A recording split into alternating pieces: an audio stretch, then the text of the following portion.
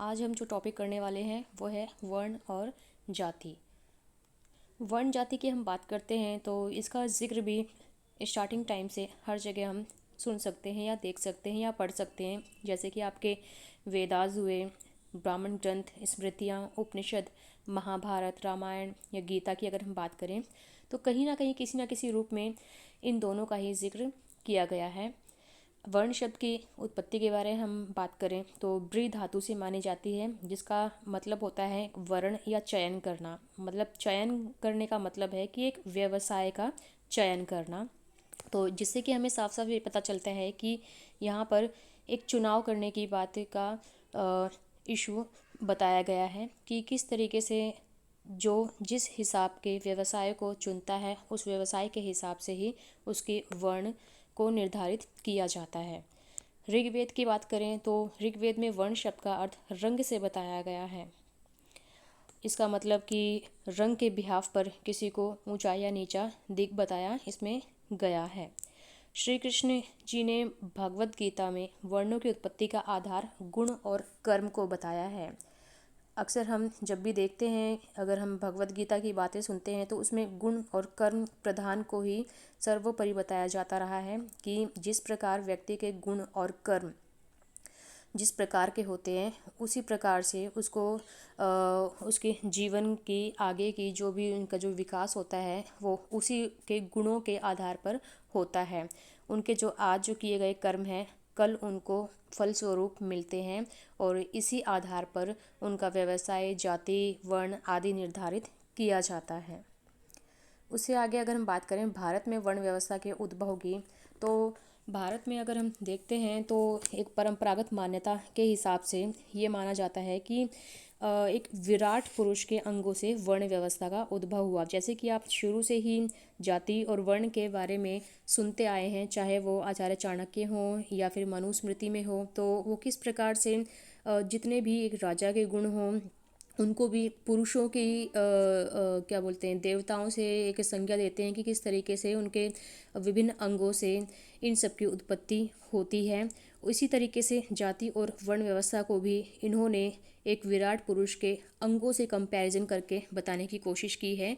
जिस प्रकार से ऋग्वेद के पुरुष सूक्त में लिखा गया है कि एक विराट पुरुष के मुख से ब्राह्मण का उद्भव हुआ, भुजाओं से क्षत्रिय का, जंघाओं से वैश्य का और पैरों से शूद्रों का उद्भव हुआ है। और महाभारत के शांति पर्व में भी इसका इस प्रकार से उल्लेख मिलता है कि जैसे कि मुखजा ब्राह्मणास्तात बहुजा क्षत्रिया स्मृता उरुजा धनिनो राजन पादजा परिचारका। मीन्स इसका जो नीचे हमने जो डिफाइन किया है इस तरीके से कि वर्ण, अंग, कार्य, कि वर्ण क्या होगा, ब्राह्मण होगा और किस अंग से प्रकट हुआ, वो मुख से कंपैरिजन किया गया है। उसका कार्य क्या होगा, अध्ययन करना, अध्यापन करना, या जो भी यज्ञ वगैरह होते हैं वो सारे इनके कार्य क्षेत्र में आ जाते हैं, ब्राह्मण वर्ग के कार्य क्षेत्र में। दूसरा अगर वर्ण की बात करें तो वो है क्षत्रिय। क्षत्रिय की कहाँ से उत्पत्ति मानी गई, कौन से शारीरिक अंग से मानी गई है, वो भुजाओं से मानी गई है। और उनका क्या कार्य स्पेशल बताया गया है, वो करते हैं रक्षा का कार्य। रक्षा के कार्य हमारे क्षत्रियों को सौंपे गए हैं। फिर तीसरे नंबर पर अगर हम वर्ण की बात करें तो वो वर्ण आता है वैश्य। वैश्य किस अंग से उत्पत्ति मानी जाती है, जंघाओं से। और इनका मेन जो कार्य है वो क्या माना गया है, उत्पादन कार्य। मतलब कि जो भी प्रोडक्शन और व्यवसाय से रिलेटेड जो भी कार्य हैं वो इनके अंडर आते हैं, वैश्यों के अंदर। और फोर्थ जो वर्ण बताया गया है वो शूद्र वर्ण बताया गया है, जिसकी उत्पत्ति पैरों से मानी गई है। और इनका जो काम होता है वो श्रम करने का होता है। और अधिकतर देखा जाता है कि श्रम भी ऐसा श्रम होता है जो कि एक थोड़ा सा दास की कैटेगरी में आता है। और कहीं कहीं इनको ये बोला गया है कि ये जो श्रम करते हैं, शूद्र जो श्रम कार्य करते हैं, वो इन तीनों की सेवा करने का कार्य करते हैं। ये जो तीनों हैं, ब्राह्मण, क्षत्रिय, वैश्य, इन तीनों की सेवा का काम ये शूद्र करते हैं। उसके बाद अगर हम देखते हैं कि कई विद्वान जो है वो गुणों के आधार पर वर्ण व्यवस्था का समर्थन करते हैं कि जिसके जैसे गुण होते हैं उन्हीं के आधार पर उनका वर्ण निर्धारित किया जाता है। इसके लिए एग्जाम्पल एक दिया गया है, बहुत ही सटीक सीधा बहुत ही इंटरेस्टिंग एग्जाम्पल है कि महाभारत के वन पर्व में जिसमें युधिष्ठिर और जल देवता के मध्य संवाद का वर्णन किया गया है, जिसमें कि एक जल देवता युधिष्ठिर से पूछ रहे होते हैं कि बताओ युधिष्ठिर, ब्राह्मण कौन है। तो युधिष्ठिर बताते हैं कि एक सत्यवादी, दयालु, क्षमाशील, चरित्रवान और संवेदनशील और जो तपस्वी हो वही ब्राह्मण है। तो जल देवता दूसरा एक क्वेश्चन और पूछते हैं उसी में से, कहते हैं कि अच्छा, यह गुण अगर किसी शूद्र में विद्यमान हो तो क्या वो ब्राह्मण हो जाएगा? और यदि किसी ब्राह्मण में ये क्षमाशील, चरित्रवान, संवेदनशील जैसे गुण विद्यमान ना हो तो क्या वो ब्राह्मण नहीं माना जाएगा? तो युधिष्ठिर ने कहा कि गुण के आधार पर ही वर्ण निर्धारित होता है, मतलब जन्म से सभी समान हैं लेकिन गुणों से ही उनके वर्णों का निर्धारण होता है। तो इसका मतलब इस वन पर्व में साफ साफ यह समझ में आ रही है चीज़ें कि किस तरीके से गुणों को सर्वोपरि रखा गया है वर्णों के विभाजन के रूप में। इसी के साथ ही कुछ विद्वान ये भी कहते हैं कि जो वर्ण व्यवस्था है उसका उद्भव जन्म के आधार पर होता है, और उनका तर्क ये होता है कि प्रत्येक मनुष्य का वर्ण उसके जन्म से ही निर्धारित होता है। जैसे कि उनके माता पिता जिस वर्ण के होते हैं उनका वर्ण भी वही होगा, अर्थात ब्राह्मण का पुत्र ब्राह्मण और क्षत्रिय का क्षत्रिय, और ब्राह्मण के पुत्र में आवश्यक गुण ना होते हुए भी वो ब्राह्मण ही कहलाएगा, और युधिष्ठिर जैसे पुत्र में ब्राह्मणोचित गुण होने के बाद भी वह क्षत्रिय कहलाए। और आधुनिक भारत के विद्वानों की बात करें तो उसमें सर्वपल्ली राधाकृष्णन, गांधी, पन्नीकार जैसे विद्वानों ने भी अपने अपने विचार प्रस्तुत किए। और यदि उपलब्ध जो साहित्यिक स्रोत हैं उनके एग्जाम्पल्स अगर हम देखते हैं तो पता चलता है कि वर्ण की व्यवस्था के निर्धारण में कर्म और गुण दोनों की ही प्रधानता थी, लेकिन कुछ टाइम बाद जन्म से प्राप्त गुणों को भी इग्नोर नहीं किया जा सका। तो यहाँ तक हम जो देखते हैं वो ये देखते हैं कि किस तरीके से तीन चीज़ों को यहाँ पे प्रायोरिटी दी गई है। पहला हमारा क्या है? कर्म है। दूसरा किसको प्रायोरिटी दी गई है? गुणों को प्रायोरिटी दी गई है वर्णों के लिए। और तीसरा, समय जैसे आगे आगे बढ़ता गया तो समय के हिसाब से किसको?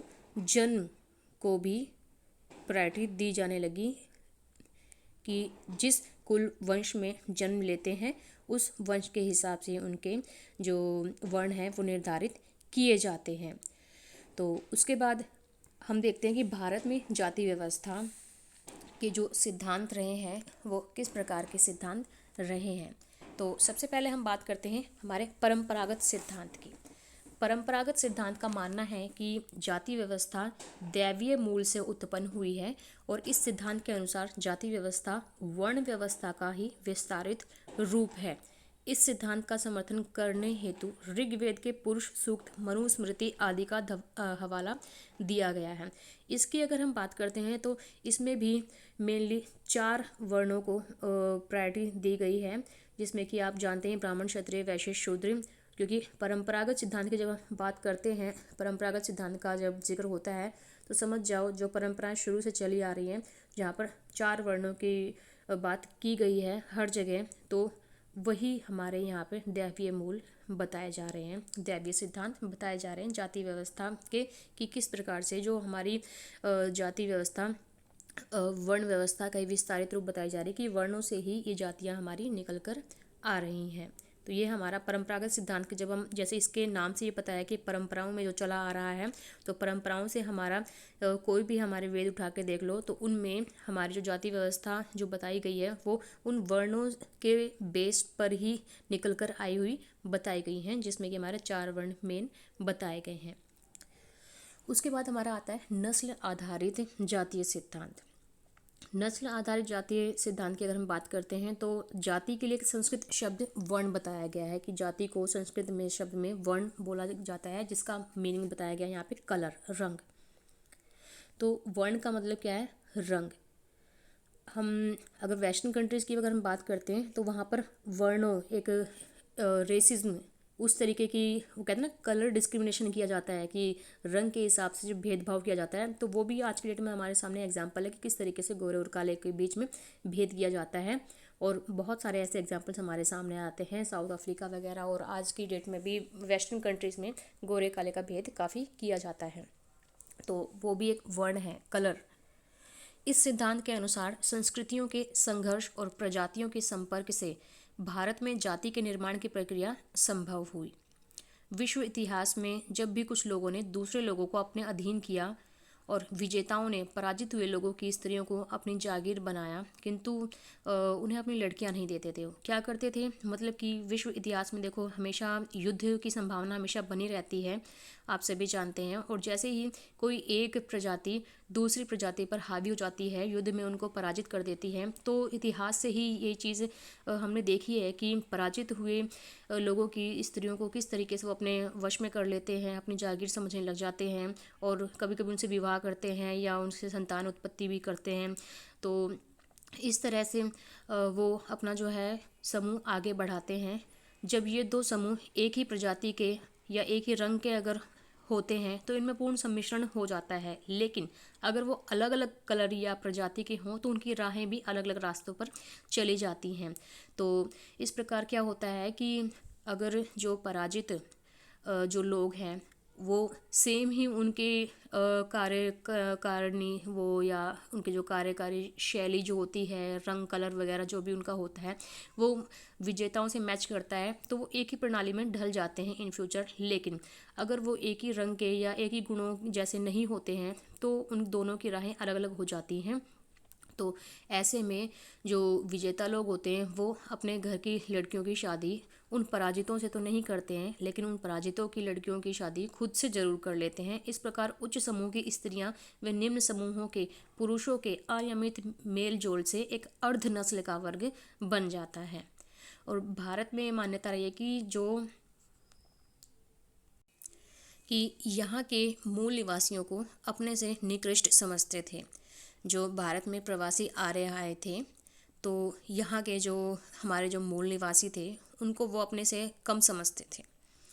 आर्य जो थे वो पितृवंशीय माने जाते रहे हैं, और जबकि यहाँ के जो पराजित मूल निवासी थे उन्हें मातृवंशीय कहा गया था। इन्होंने आदिवासियों की लड़कियों से विवाह तो किया, किसने, प्रवासी आर्यों ने, लेकिन अपनी लड़कियों को उन्हें नहीं दिया। ऐसे विवाहों से उत्पन्न बच्चों को समाज में निम्न स्थान दिया गया और उन्हें चांडाल कहा गया। और इस प्रकार अर्ध नस्ल समूह की उत्पत्ति और प्रजाति श्रेष्ठता की भावना जाति व्यवस्था की उत्पत्ति का कारण बने।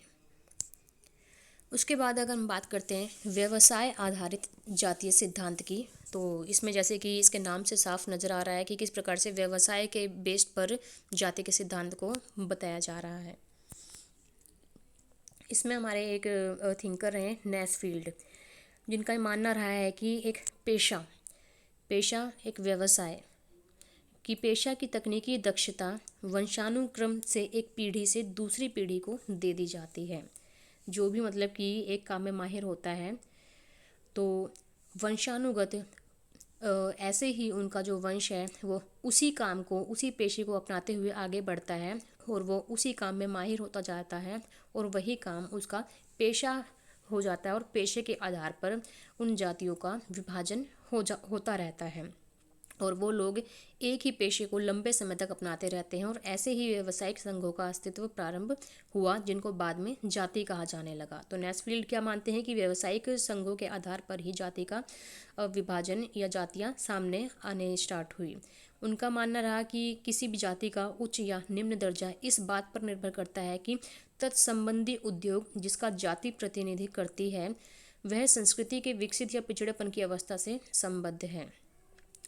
तो इस हिसाब से अगर हम एक एग्जाम्पल भी देखते हैं तो इसमें एक एग्जाम्पल ये बनता है कि जिसका व्यवसाय थोड़ा सा ऊंचा है और वो अपने से नीचे व्यवसाय वाले को हमेशा हेय दृष्टि से देखता था, नीची दृष्टि से देखता था, जो कि जातीय की उत्पत्ति का सिद्धांत बना। तो इस प्रकार से जिसका व्यवसाय जितना अच्छा होता था वो अपने से नीचे व्यवसाय वाले को हमेशा नीचा मानता था। तो ये भी रीज़न बना जाति की उत्पत्ति का नेस्फील्ड के अनुसार।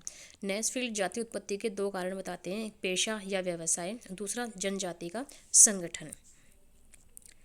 उसके बाद राजनीति आधारित सिद्धांत भी माना गया है। इसमें स्पेशल ब्राह्मणों के द्वारा की गई राजनीति को सर्वोपरि रखा गया है। इस सिद्धांत के अनुसार जाति व्यवस्था ब्राह्मणों द्वारा खुद को सामाजिक पदानुक्रम की उच्चतम सीढ़ी पर रखने के लिए आविष्कार किया गया एक चतुर उपकरण बताया गया है।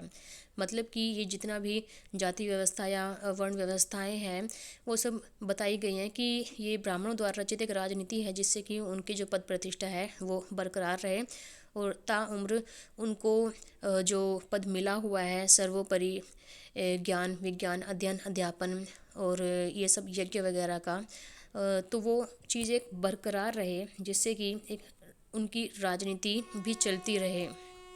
तो नेक्स्ट अगर हम देखते हैं विकास आधारित सिद्धांत। इस सिद्धांत के अनुसार जाति व्यवस्था तत्काल किसी विशेष तिथि पर अस्तित्व में नहीं आई थी।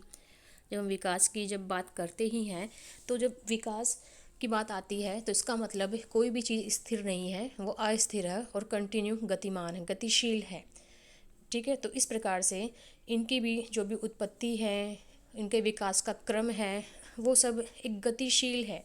और जब विकास आधारित सिद्धांत की हम बात करते हैं तो ऑब्वियस सी बात है कि विशेष तिथि कोई एक पर्टिकुलर जो डेट है वो इसकी हम नहीं बता सकते हैं, क्योंकि जो गतिशील है उसकी कोई पर्टिकुलर एक डेट नहीं हो सकती है। यह सामाजिक विकास की एक लंबी प्रक्रिया का ही परिणाम है। जैसे जैसे सामाजिक विकास बढ़ता जाता है उसी हिसाब से न जाने कितनी एक कुरीतियाँ और कितने संशोधन चले आते हैं।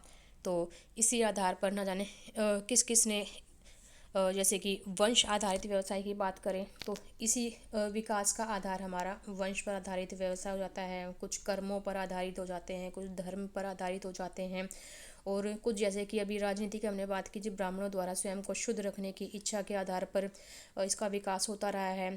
और कुछ को इसमें माना गया है कि राज्य के कठोर एकात्मक नियंत्रण की कमी की वजह से भी यहाँ पर न जाने कितनी जातियाँ जन्म लेती रही अपने अपने आधार पर। तो इस वजह से इनको कई पार्ट्स में डिवाइड कर दिया जाता है जैसे कि जिसे कि विकास आधारित सिद्धांत माना जाता है। आई होप कि यहाँ तक आपको चीज़ें कुछ क्लियर हुई होंगी। आगे की जो वर्ण और जाति में थोड़ा सा जो भेद है और हमारा मतलब कि इसमें क्या चीज़ें मतलब कि भारत में इसने शिथिलता लाने की कोशिश की है, उसको हम डिस्कस करेंगे। धन्यवाद।